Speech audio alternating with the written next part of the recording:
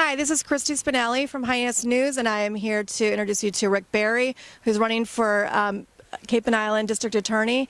Rick, how do you feel about this election right now?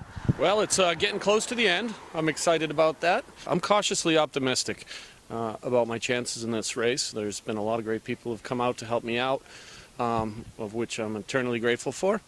And I'm running because I really think I can make a change here. We're standing here in Barnstable Village where the Superior Court is, and back across the way is where the District Court is. And primarily, the District Court has not been functioning the way it should be functioning. Since 2009, in the prosecution of drug cases, chemists are required to come into court. And that doesn't happen here on the Cape and the Islands. I have two kids. You folks work for Hyannis News. You're obviously see every day the opiate issue that's going on, how kids are getting addicted to these hardcore drugs. Some of them are actually overdosing and passing away. What things do you think that you're going to be able to do to change what we're seeing here in Hyannis? Well, primarily what happens in the district courts are drugs are sent up to a crime lab. And the crime lab analyzes the drugs and sends back what's referred to as drug certificates. Before 2009, an assistant district attorney could just hand those in, and they were evidence that the drugs were what the sheet said they were. Since 2009, that doesn't happen. So what we need to do is we need to get chemists into court, because if you can't prove a drug case, then you can't compel somebody to go into rehab or give them a choice. Do you want to go into rehab, or do you want to go to the house of correction? And I think there's a powerful persuasion there to try and nip their addiction in the bud. Furthermore, there's a direct correlation about the chief of the Falmouth Police has stated that he believes that 90% of all crime in his town is related to this opiate issue. So if we can reduce the number of people that are addicted to drugs, or at least get them off the drugs, then in theory we can reduce crime. So Rick, I have 4 children of my own, and I know that you have 2 children, and I can say that my children have been affected by this heroin problem in different ways. And I just feel like it's now just getting so out of control. It's not just hitting the areas that we thought it would hit. It's hitting close to your home, close to my home. What kind of changes do you think that you'll make in the next years as you become DA? Well, as I said before, Christy, we need to make sure that the district attorney's office can prove cases. And the reason why we need to prove cases is we need to be able to compel people to get drug treatment. As a parent, this is my biggest fear. We try to raise your kids the best you can. You try and instill all sorts of lessons and logic and try and guide them on your way, but they don't always stay on the tracks we lay out for them. So I'm deeply concerned for my kids, your kids, everyone else's kids. We live in a beautiful, beautiful place, and it's getting a bad reputation.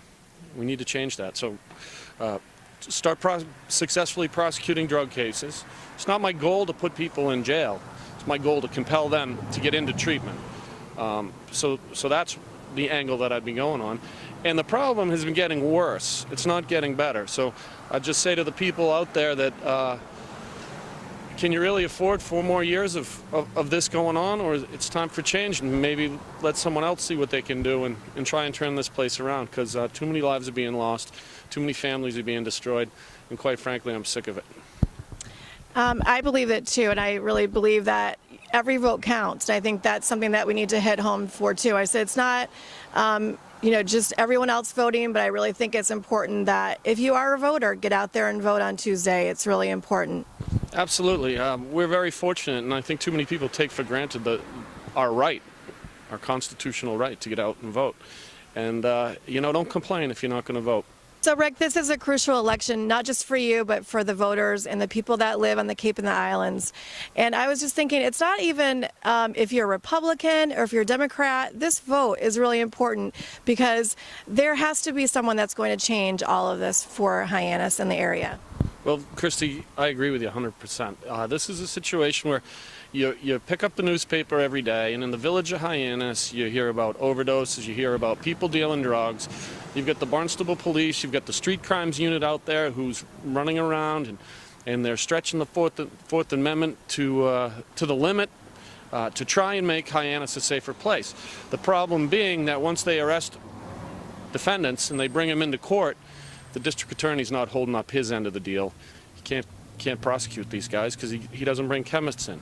He's had 5 years to do it. If we want to keep it the way it is, then vote for him. But I really think we need to change this up. We need to be zealous in our prosecution. We need to take back Hyannis, quite frankly. So we're a tourist-based economy. We need people to come here. If we keep hearing about all this stuff, no one's going to come here. There aren't going to be any seasonal jobs, and our economy is going to go in the tank. We're very fortunate. The town of Barnstable has an excellent bond rating, a AAA bond rating. So financially, we're in a good position.